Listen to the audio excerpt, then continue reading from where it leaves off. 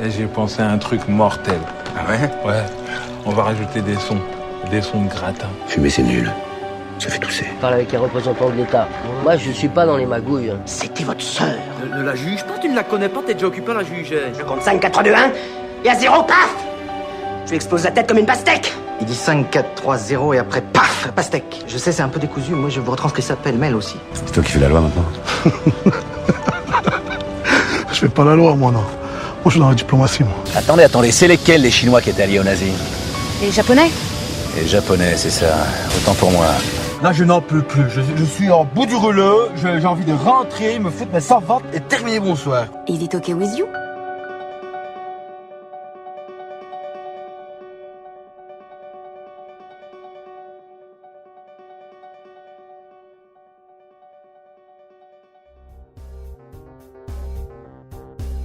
Des comédies au drame, de l'Empire à The Walking Dead, du ravissement à Sur un fil, de l'attachement au routard, l'Instant Pur Cinéma est heureux et honoré de recevoir pour la 32e entrevue du podcast, la 8e de cette saison 3, Justine Ray Le Soliec et Julie Barrère, cofondatrices et également co-gérantes de Ciné Bébé.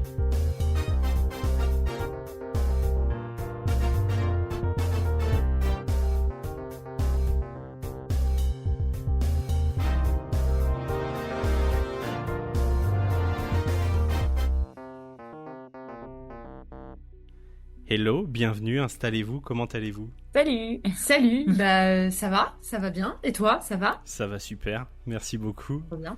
En ce plein mois de juillet, des petites vacances de prévues bientôt ou à fond? Globalement, on va fond. être à fond,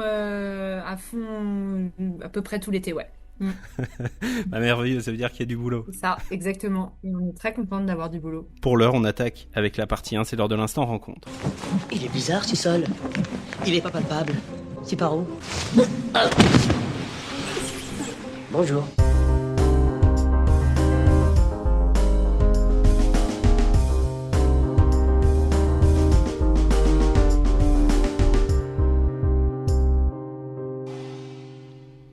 Pour commencer rapidement, c'est quoi votre parcours? Moi, j'ai un parcours un peu atypique, ce qui est un peu le cas de tout le monde ici. J'arrive du théâtre, puis j'ai fait une école de maquillage. Et suite à ça, j'ai travaillé dans plein de trucs et je me suis spécialisée dans les effets spéciaux. Puis un jour, j'ai croisé la route de Ciné Bébé et j'ai embarqué dans cette grande aventure et voilà. Et pour moi, un peu le même parcours atypique. Je viens de la danse. Ensuite, j'ai fait une école de cinéma. J'ai été assistante mise en scène et de production pendant une dizaine d'années. C'est comme ça qu'on s'est connus. D'ailleurs, avec Julie, c'est en tournage qu'on s'est connus. Et puis après, j'ai croisé la route de Ciné Bébé et puis je suis jamais repartie. Une belle aventure. Très belle aventure. Ouais. Ciné Bébé, c'est donc une solution clé en main qui propose donc la mise en disposition de faux bébés pour les tournages notamment. Plus vrai que nature. Comment est née cette idée et comment on la met en place? Alors, l'idée est venue parce qu'il y a vraiment un besoin sur les tournages de représenter les bébés et la maternité. Du côté de Julie, en effets spéciaux, c'est une demande qui revient quand même assez souvent d'avoir un faux bébé qui soit suffisamment crédible pour pouvoir être filmé. Moi, du côté où j'étais plutôt en production ou en mise en scène, c'est une problématique qu'on a en plateau de pouvoir tourner avec des bébés. Voilà. En France, c'est très très encadré. C'est-à-dire qu'en dessous de 3 mois, on peut pas tourner avec un bébé. Après les 3 mois, c'est 1 heure de présence par jour. Il y a des dossiers à déposer. C'est très encadré et pour le mieux. Mais ça veut dire qu'il y a besoin d'une solution et en fait. L'idée est née de là, si tu veux, de vraiment d'un besoin d'aider les tournages, quoi. Ben ouais, complètement. Et vous êtes les seuls à faire ça. Enfin, de ce que j'ai vu, de ce que je crois voir, en tout cas, je connais vraiment que Ciné Bébé, quoi. Le monopole du bébé. Et c'est français. Merveilleux. Et Made in France, cocorico. Vous allez très loin dans la mise en œuvre de ces bébés, jusqu'au système de respiration même. Des faux ventres, même pour les accouchements, etc. Combien ça vous prend en termes de temps pour la mise en disposition d'un faux bébé ou pour un tournage, ça vous prend combien de temps? ça dépend de l'accessoire en fait. Un système d'accouchement ultra réaliste pour faire un accouchement voix basse, c'est-à-dire que le bébé sort de la vulve, c'est quand même assez long à mettre en place et très très technique. En général, un bébé, on va dire 2 mois, 2 mois quand on est dans un timing de tournage. Si on doit faire la sculpture, après, quand on a déjà des choses existantes, on peut descendre à quelques semaines, vraiment en fait, on doit rentrer dans un cadre de tournage avec un certain timing de prépa et voilà, on se plie à ça. Ouais, c'est ça, on t'appelle pas le matin pour te dire bah cet après-midi j'ai une galère. Ah si, mais si aussi. Si, mais ça c'est de la location. Par contre, les bébés existent Okay. déjà et il y a un stock en fait dans notre atelier qui est préexistant et dans ce cas ils sont prêts à partir en tournage. Génial. Et comment ça se passe justement? Tu parles d'un accouchement en voix basse. Comment ça se passe? C'est en one shot ou il y a possibilité de peut-être faire 2 prises ou 3 prises ou On peut refaire plusieurs fois les prises. Oui, avec le système que nous on a, en tout cas, on peut. Ça permet de faire une remise en place très très rapide et d'enchaîner en fait pour pouvoir faire ça rapidement. Par contre, ça nécessite d'avoir 3 personnes en plateau, de se déplacer avec le système. Enfin, c'est une mise en place spécifique pour la déco, pour le cadre à la caméra et voilà, ça se prépare bien en amont. Mais par contre, oui, c'est très pratique à à utiliser. On fait en sorte en fait que ce soit le plus pratique pour la mise en scène. Quelles sont les étapes justement de création de ces bébés? Est-ce qu'on passe toujours par, même maintenant que vous avez de l'expérience, etc., est-ce qu'on passe toujours par des phases de schéma, des phases de modélisation avant de vraiment passer sur des moules, sur des sculptures, sur tout ça? Comment ça se passe? Quand on a un nouveau bébé à faire, en fait on a déjà des moules préexistants avec certains bébés avec certains âges, avec une morphologie, avec un visage par exemple qui se reconnaît, etc. Si on doit faire un bébé sur mesure ou un nouveau bébé parce que c'est une nouvelle taille ou une nouvelle tête, on va passer un peu plus de temps en sculpture. On va prendre un petit temps pour rechercher des références photos, vidéos pour la sculpture. Et ensuite, si on doit faire ça pour un projet, on va passer par des étapes de validation en fait avec la mise en scène, avec la réalisation pour la DA. Et voilà. Et après, il faut faire toute la partie technique, le moulage, et ensuite on roule un peu tout seul. Il y a aussi les couleurs de peau et les cheveux sur lesquels on doit faire un petit peu de recherche et s'appuyer sur des références. Ok. Voilà. Et pour les cheveux, justement, vous utilisez quelle technique pour l'implantation? Alors, on implante avec une aiguille fibre par fibre. On peut, voilà, comme pour certains postiches, enfin, c'est un peu différent du postiche, mais pour des prothèses ou des choses comme ça qui sont implantées. Et on utilise, nous, du mohair, donc de la fibre de chèvre très fine, qui ressemble beaucoup plus à du cheveu de bébé qu'un cheveu humain adulte, qui est beaucoup trop épais et gros et grossier par rapport au mohair. Voilà. Dans les moindres détails, c'est magnifique. Ouais. Et quels sont vos rôles justement à toutes les deux dans Ciné Bébé? Qu'est-ce que vous faites au quotidien dans l'entreprise? Un truc. Bah, déjà, on est toutes les deux gérantes de la boîte, donc voilà, c'est piloter l'activité. Hein. C'est vraiment, on a une grosse partie de notre boulot qui est être chef d'entreprise en fait, donc c'est manager les équipes, c'est du RH, c'est des tableurs Excel, c'est vraiment de la gérance de boîte comme toute entreprise en fait. Et après on a le gros avantage qu'on a toutes les deux, c'est qu'on est très complémentaires vu les métiers desquels on vient. Moi je m'occupe vraiment, moi je vends des bébés en fait. Voilà. Moi mon boulot c'est de vendre des bébés. Donc je suis vraiment sur la partie commerciale, marketing et gestion de projet. Donc je fais vraiment le lien entre les demandes qu'on a, l'atelier, qu'est-ce qu'on peut développer, comment on peut aller chercher les gens pour se faire connaître, voilà. Et puis là, on est en train d'ouvrir une filiale en Angleterre. Et donc, du coup, on va se splitter avec Julie. Moi, je vais prendre la gérance de la boîte anglaise. Elle va prendre la gérance de la boîte française. Donc, ça va encore un peu changer nos rôles, en fait, au quotidien. Bah, moi, je suis sur la partie produit, comme je suis plutôt technique pratique. Donc, je vais être sur aussi le management des équipes et la formation pour celles qui arrivent et qui ne connaissent pas trop les bébés, pour soit leur montrer comment les fabriquer, soit comment on intervient en plateau auprès des équipes. C'est un tout petit peu décalé par rapport aux maquilleurs FX généraux ou aux accessoiristes généraux, puisqu'on est sur un produit qu'on connaît très bien. Donc on va apprendre à porter le bébé, on va apprendre à le manipuler, le maquiller, etc. Et tout ça, les personnes qui travaillent avec nous l'apprennent avec nous en fait.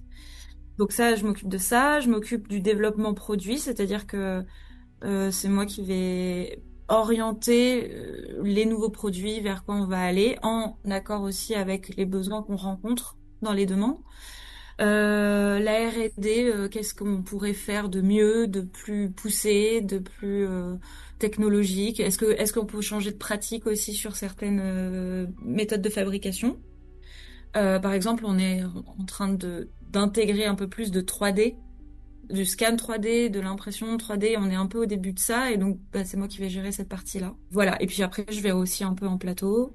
Je suis un peu en atelier. Je suis aussi beaucoup derrière l'ordi. Je vais chercher des fournisseurs aussi. Des journées bien remplies. Ouais, ça dépend des moments en fait, ça varie d'un côté de l'autre. Et vous parliez toutes les deux de vos équipes, ça représente quoi en termes d'effectifs justement Ciné Bébé aujourd'hui? C'est très variable. Alors, on a une équipe plutôt côté bureau qui est une équipe permanente. Donc, vraiment en bureau, on a une personne en commercial et chef de projet avec moi, une personne en admin, donc deux. En général, une personne en stage ou en alternance, pareil, pour filer la main. Donc, ça fait déjà 3 personnes. Et en atelier, c'est très variable, vu que l'atelier, c'est un fonctionnement. On embauche des intermittentes, en fait. Donc c'est vraiment variable. La plupart du temps, on bosse avec une équipe de 3 personnes qui sont vraiment là depuis 4 ans, qui sont pas tous les jours avec nous, mais globalement, elles sont quand même là assez souvent.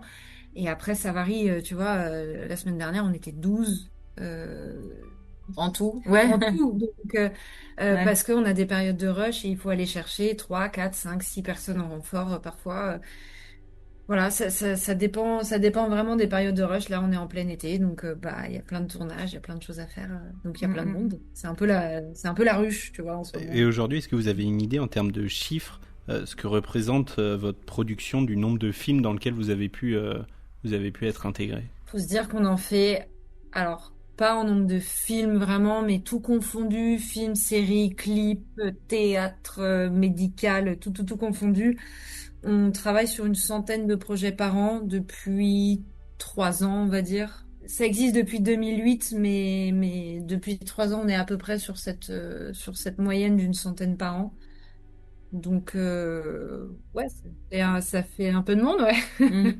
On se doute donc, vu la qualité, vu les services proposés, mais quelle serait à peu près la fourchette de prix, par exemple, pour une production qui souhaite faire appel à vos services?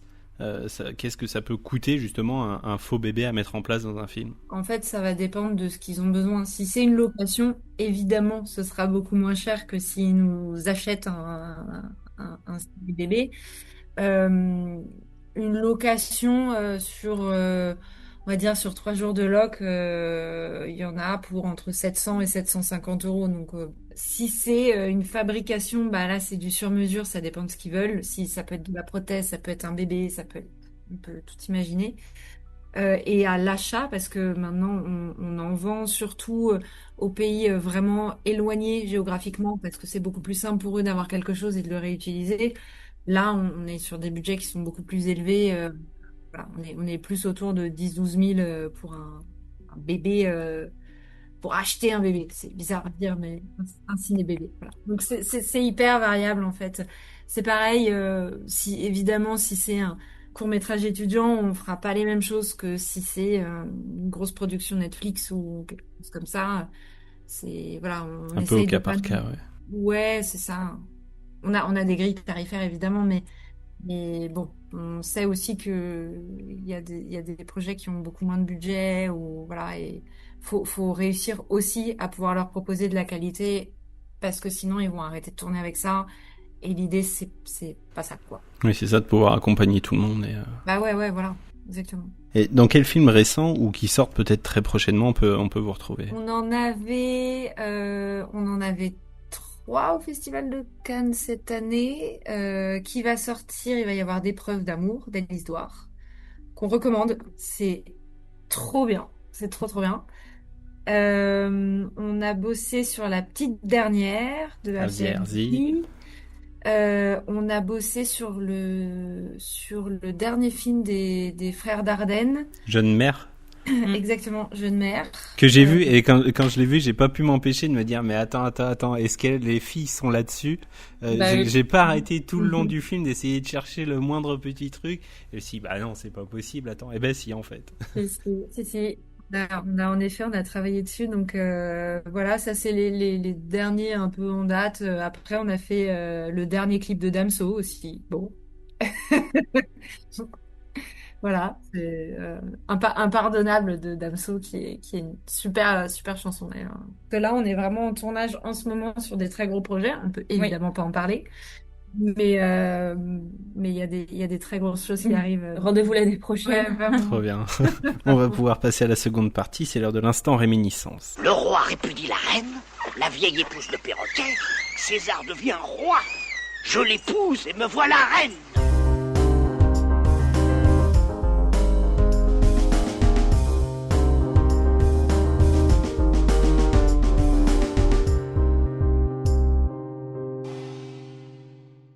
Alors là, je vais vous poser plein de petites questions pour répondre, c'est ce qui vous vient à l'esprit tout de suite. Si jamais je vous reposais les questions demain, après-demain, en fonction de vos humeurs, vos envies, vos réponses pourraient être complètement différentes, il n'y aura aucun souci là-dessus. Est-ce que c'est bon pour ça? Ok, ça marche. Quel film vous ramène directement en enfance? Hook.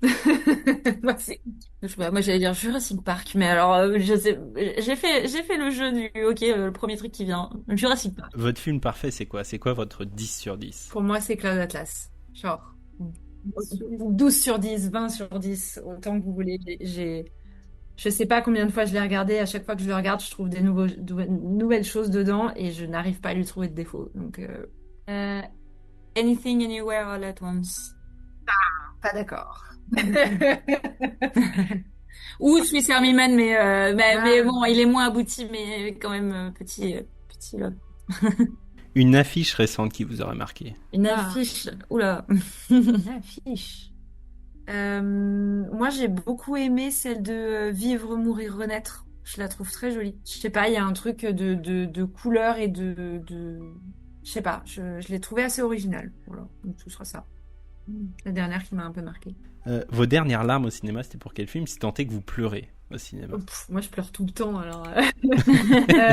moi, c'était pour Des preuves d'amour, parce que on a travaillé dessus pendant des mois. Ça a été vraiment un très gros projet, très émotionnel en plus pour le sujet et tout. On laisse découvrir, mais voilà. Et on l'a vu en projection au Festival de Cannes avec l'équipe. Et ça a été... Voilà, je crois que ça, c'est... Ouais, vraie larme, quoi. Vraiment, ils ont rallumé la lumière. Non, trop tôt.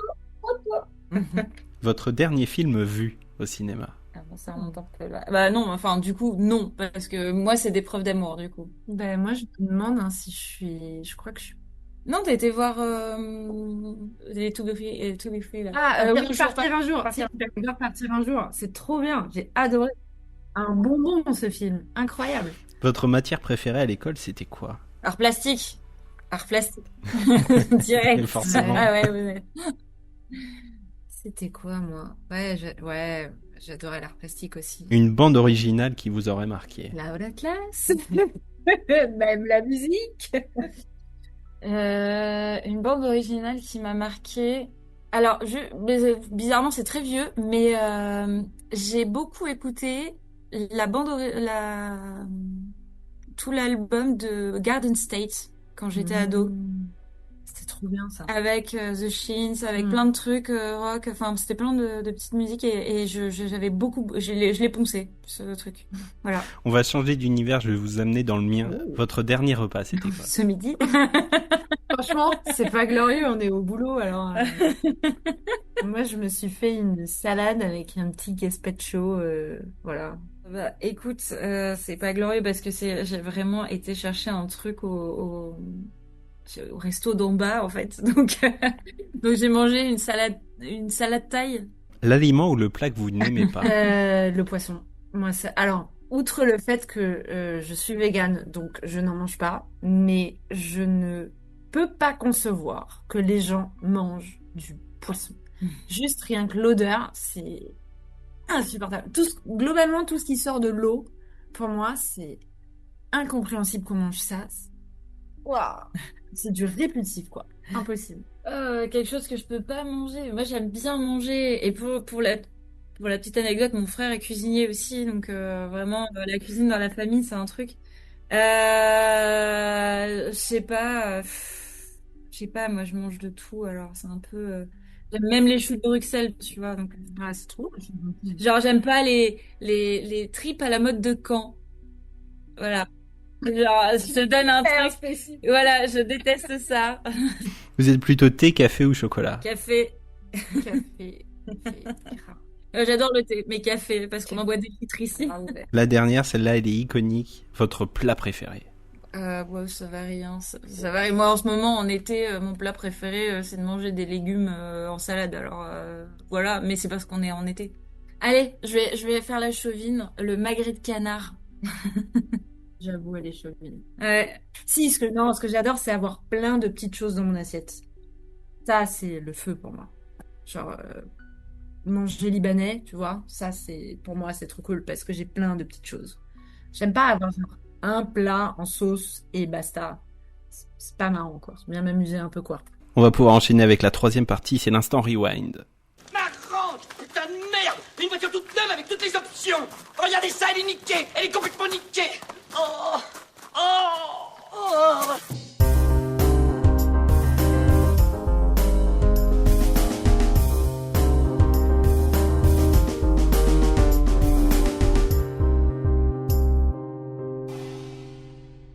C'est la grosse évolution donc de la saison. Je vous ai demandé en préparation de l'émission des films qui vous auraient marqué ou qui auraient marqué votre carrière.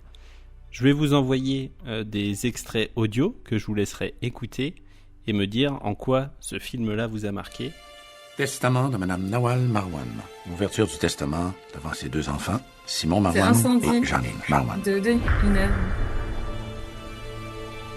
Tu viens d'apprendre que A, ton père est vivant, et que B, tu as un autre frère. Tu dois savoir, sinon ton esprit ne sera jamais en paix. Photographie à Kfariat. C'est une prison au sud. On cherche l'enfant que Nawal Marwan a eu en prison. Parfois, il vaut mieux peut-être ne pas tout savoir. En fait, Incendie, pour moi, avant d'être Denis Villeneuve, c'est Wajdi Mouawad. Parce que comme j'ai dit, je viens du théâtre. Et en fait, pour moi, c'était la pièce. J'ai lu la pièce avant de voir le film. Et donc, je connaissais l'histoire. Et le twist de l'histoire, je le connaissais. Et en fait,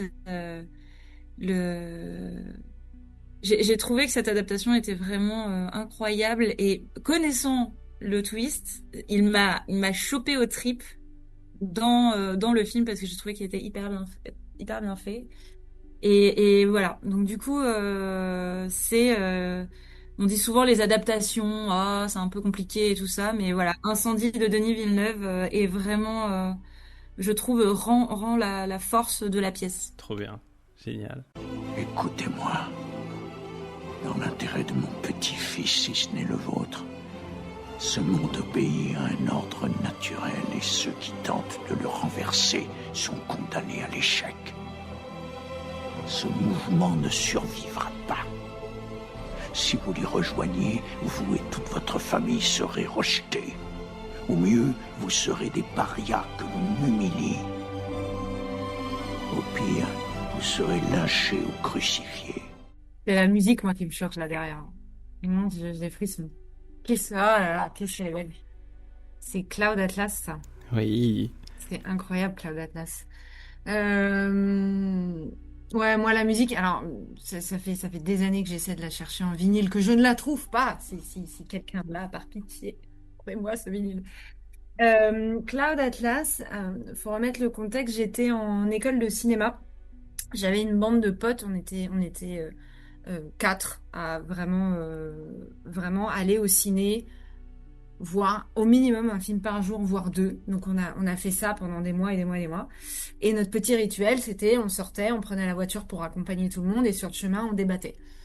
Et on n'était jamais d'accord. Jamais. Parce que on avait des sensibilités hyper différentes. Il y en avait un qui adorait l'image et qui est maintenant chef-op. Il y en avait un qui adorait le montage, qui est maintenant monteur. Enfin voilà, c'est vraiment, il y a des trucs. On avait des débats, mais vraiment, c'était. Enfin, fallait nous voir, c'était quand même un peu musclé, quoi. Et on a vu Cloud Atlas et on est ressorti du ciné et on s'est posé dans les canapes du ciné. Et personne a dit un mot pendant une demi-heure. On avait tous les larmes comme ça, là, les yeux pleins de larmes. Et on était là genre, je crois qu'on va même pas débattre parce que tout le monde est d'accord. Et c'est fou. Et vraiment, ça a mis tout le monde, ok, on rentre chez nous, on va digérer ce truc-là. C'est un espèce d'ovni où il y a une multitude de messages, de couches, de choses, je sais pas, j'ai jamais revu d'équivalent en fait. J'aimerais arrêter d'être ton assistante quelque temps. Qu'est-ce que tu comptes faire? J'aimerais bien faire mes propres photos. De quoi? De nos voisins. Je vous ai vu de ma fenêtre.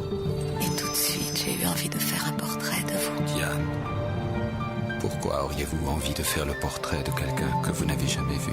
Ça me fait peur. J'ai déboutonné ma robe sur le balcon ce soir. Je suis ta femme, je n'aurais pas dû faire ça. Un film que je ne connaissais pas du tout. Très discret. La secrétaire de Steven Spielberg a été plus connue. Peut-être parce que le sujet est un peu plus sulfureux. Mais du coup, l'histoire pour moi de ce film, c'est que donc je viens de Bordeaux et pas de la ville. Et en fait, un jour, j'ai donné rendez-vous à une copine. On s'est donné rendez-vous pour aller voir un film à l'Utopia, qui est le cinéma indépendant au centre de Bordeaux. Et ils ont un journal en fait dans lequel il y a toutes les sorties et tout ça. Et donc dans le bus pour aller là-bas, j'ai potassé ce journal pour trouver le film qu'on allait aller voir un peu au pied levé. Et on allait voir ce film-là. Et en fait, c'était complètement par hasard. Moi, ce qui m'avait attiré, c'est qu'il y avait une histoire de poils. Voilà. Pour être honnête, quand on sait ce que je fais aujourd'hui, que j'implante des cheveux sur des têtes de bébés, finalement on s'étonne plus trop, mais ouais, et en fait, ça m'a pas mal retourné. J'aimais beaucoup la déco, j'aimais beaucoup l'image très colorée. Il y avait tout un truc. En fait, il faut savoir que Spielberg n'a pas eu les droits pour adapter la biographie de Diane Arbus, qui est donc une photographe new-yorkaise des années 60. Et en fait, il n'a pas eu les droits et donc du coup, il a décidé de faire une biographie fictive de pourquoi cette femme de photographe new-yorkaise plutôt nantie a tout quitté, tout plaqué pour aller photographier des autistes dans des asiles de fous, puisqu'à l'époque ils étaient en asile, des forains, des gens qui faisaient du burlesque, du cabaret burlesque, ou pourquoi elle photographiait des gens dans la rue, ce qui se faisait pas trop à l'époque. Voilà. Et en fait, je connaissais pas du tout cet artiste. Et suite au film, je me suis énormément renseignée. J'ai acheté des bouquins sur son travail. Quand j'étais à la fac de théâtre, enfin théâtre et cinéma, du coup, j'ai fait des essais dessus. Enfin bon, voilà. Et en fait, j'ai découvert son travail, donc que j'ai suivi et que j'aime beaucoup. Voilà, de Freaks sur les Freaks et tout ça. Et c'est passionnant. Et du coup, c'est un film très discret que pas grand monde connaît, où il y a quand même Nicole Kidman et Robert Downey Jr. avant qu'il ne devienne Iron Man, qu'on ne voit vraiment à visage découvert qu'à la fin du film d'ailleurs, mais je trouve qu'il a un regard qui est tout à fait reconnaissable. Et ouais, il y a un casting hyper prestigieux pour un film que personne ne connaît. Voilà, alors j'aimerais bien en discuter avec des gens qui sont très critiques de cinéma, parce que du coup je pense qu'il a plein de défauts. Mais voilà, je l'aime bien. C'est un peu un petit truc. Et puis il m'a tiré les larmes un peu à la fin aussi. Ah. J'ai buté. Tu as buté Mélanie? 2 balles. Dans le parking.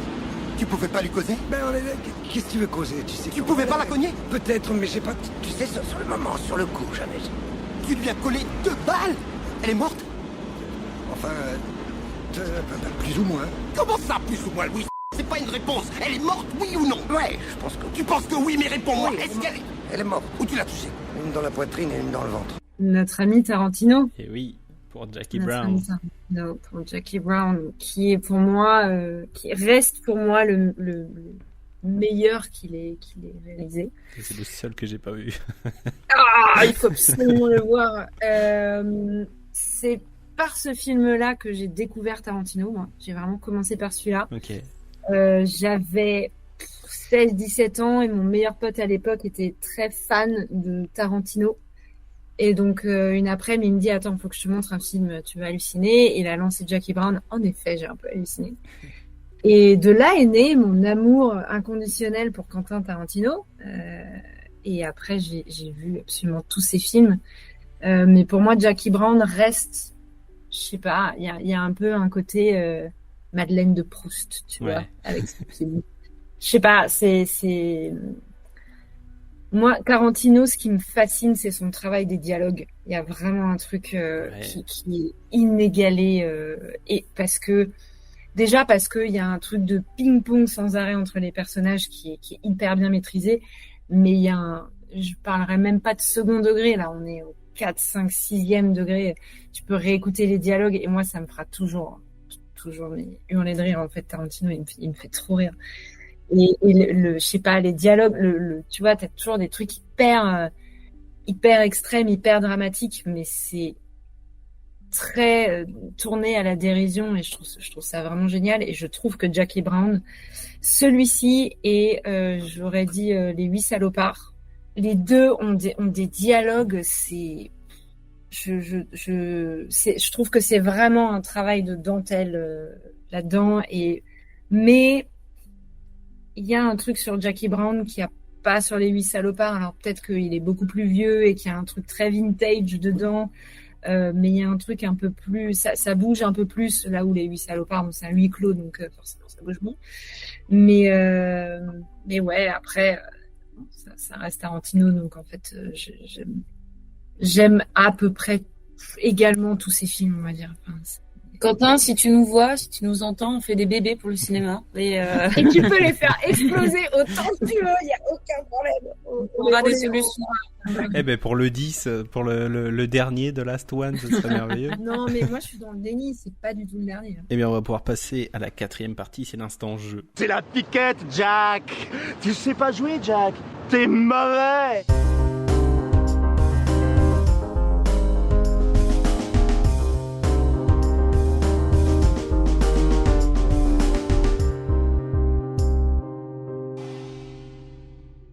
Alors on va jouer à un petit jeu, j'ai absolument aucun mérite puisque je n'ai rien inventé. J'utilise un véritable jeu de cartes, ça s'appelle Focult. Le jeu est super simple, enfin les règles en tout cas le sont.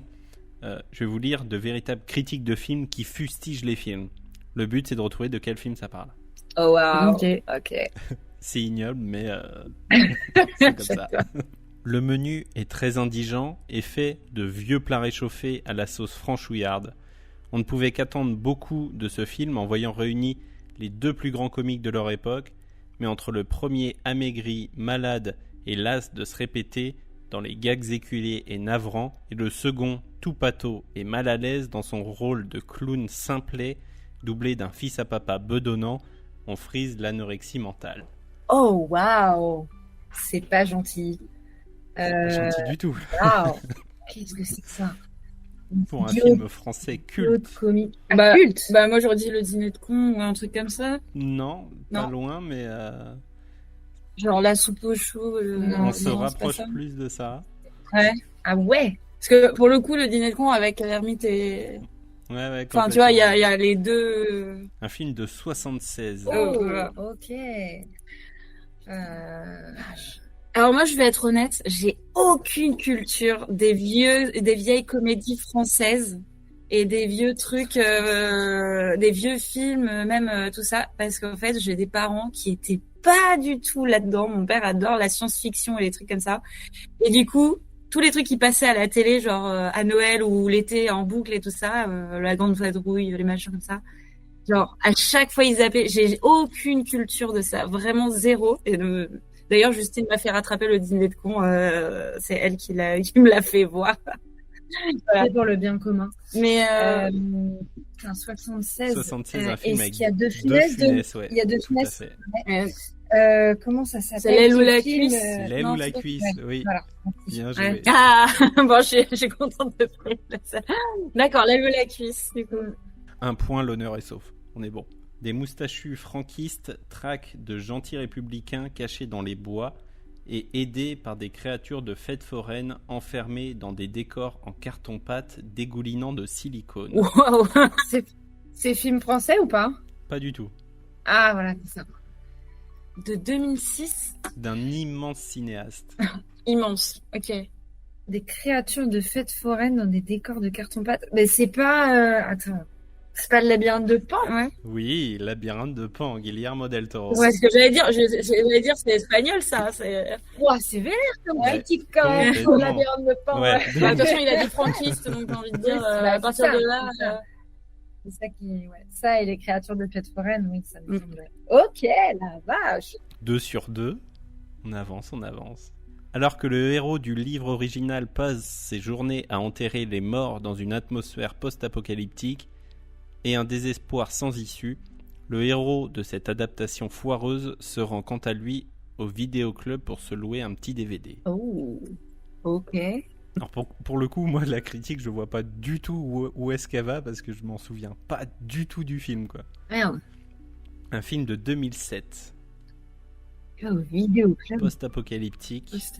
Post-apo. Ouais. Post-apo pour lequel une suite a été annoncée il y a peu de temps, peut-être l'année dernière, je crois. Qui a surpris tout le monde parce que ça ne méritait pas de suite. Bah alors non, du coup, non. C'est pas Mad Max parce qu'il y a eu une suite. Et... Post-apo, après, il y a tous les 28 jours plus tard, les trucs comme ça, mais je vois pas trop dans la critique. Et là, pour le coup, en fait, la suite a été annoncée alors que, en fait, à la fin du premier film, le personnage meurt. Ah, il s'est avéré que pour créer donc cette suite, ils se sont basés sur une suite qui était dans les bonus DVD quand c'était sorti à l'époque, une suite alternative qui n'avait pas été gardée au montage final. Oh là là. Ouais, donc déjà tu sens le truc un peu. Pourtant, hein. un film avec Will Smith. Ce que j'allais dire, c'est un truc. Mais alors, j'ai dû voir. Je suis une légende. Je suis une légende. Ok, d'accord. Mais ce que j'allais dire, j'ai pas vu ça, moi. Je l'ai vu une fois à sa sortie et j'avoue que... Ouais, pareil, j'en ai aucun souvenir, mais vraiment. Mis à part le chien... Ah voilà, on est d'accord que tout le monde a retenu le chien. Bien sûr. C'est le seul truc du film, quoi. Ouais, ok. La dernière, film de 2008. Bourré de gags carambars, je comprends mieux pourquoi 22 millions de beaufs sont allés voir cette merde. Mais sérieux, c'est tellement mal joué qu'on se croirait dans une pièce de théâtre du Nord-Pas-de-Calais. Ah bah, j'allais dire. 22 millions, il y en a pas beaucoup, ouais. Ok. Bien vu, bon, vous avez eu les 4 sur 4. Bien joué. Sans aucun indice de ta part. Et même les vieux films. Il est déjà l'heure de se quitter, on va pouvoir passer à la partie 5, l'instant remerciement. Merci. Merci. Faut goûter.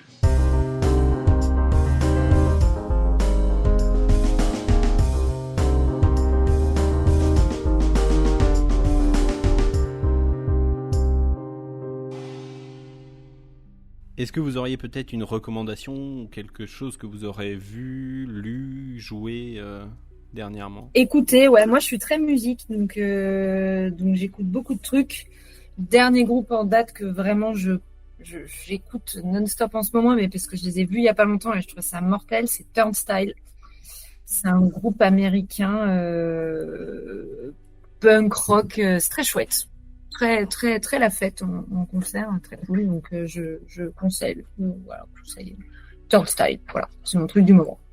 Une BD que j'adore et qui m'a beaucoup marqué dans mon cursus, même si j'ai pas lu ça dernièrement, c'est la série Black Sad, parce que moi je suis très BD. Voilà. La série Black Sad qui est faite par Guarnido et Canales. Et du coup, c'est des mecs qui sont sortis de chez Disney. Donc les mises en page, en fait, font très film noir américain. C'est une série avec, 5-6 BD, et chaque BD, c'est une histoire, avec des personnages qui sont mi-animaux, mi-humains. C'est un truc très cinématographique dans les plans, dans les cases. Chaque BD a un peu un style...